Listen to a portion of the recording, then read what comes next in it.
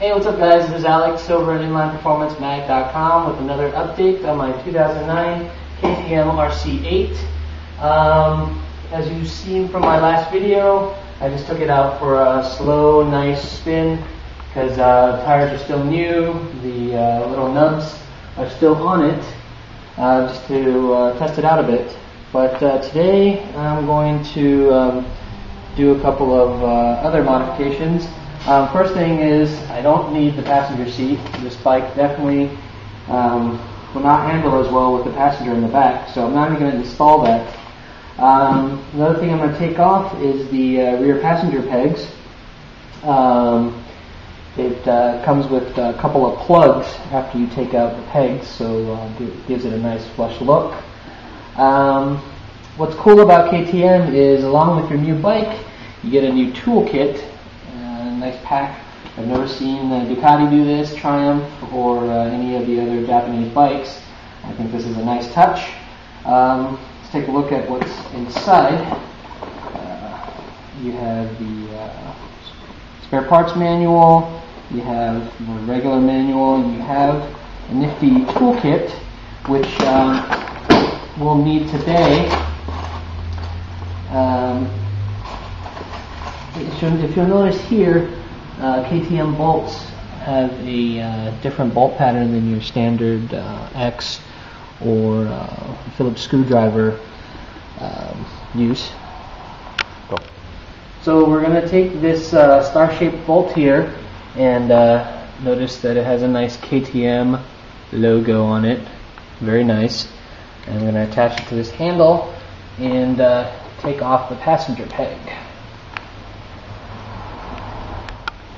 So now that we have removed the rear passenger pegs and the rear seat, I'm going to put these nifty covers where the passenger pegs used to go, just to give it a more flush look. And we'll use the same tool that we used to take them off, the same star-shaped bolt, and we'll do it on all four. So after we put the bolt and the flush washer on, this is what it looks like. I think it looks kind of cool. It looks like 4 extra rocket propellers coming out. Another thing we're going to do today is, as you might have heard or read about on KTMboards.com, a lot of the RC8s, the 2008 versions, came with some crate damage. I don't know if this extends to the 2009 versions, but if you'll notice right here, there's a bit of crate damage. I don't know if you can see it anymore. We got some color matched paint and just went over it right here. But we gave KTM a call, and instead of bickering us with us about it, they sent over a brand new panel, which we're going to install today. We did give it a once over to make sure that there wasn't any more damage on it.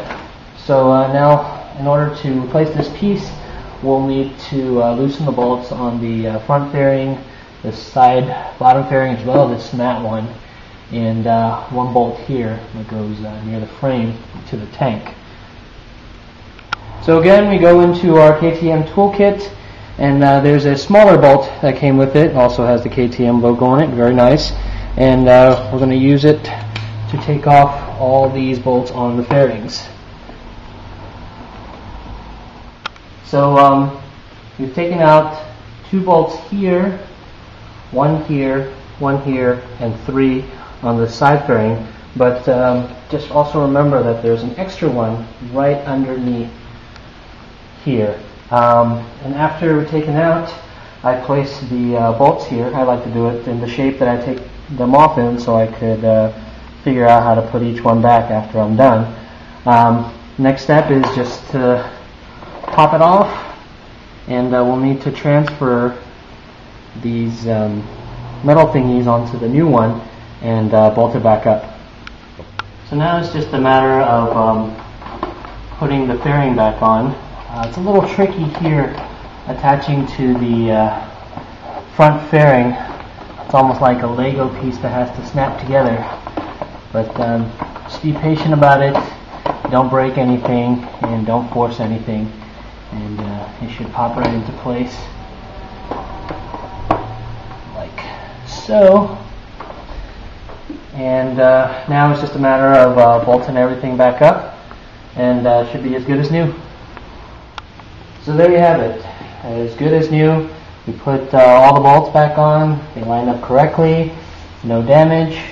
So after taking a couple of these things off, it is those many pounds lighter, and it will go just that much faster. As for this piece, KTM wants it back. So we're going to put it back in the protective sleeve and send it back to them. I can't imagine why they want it back. They might repaint it and put it on another KTM.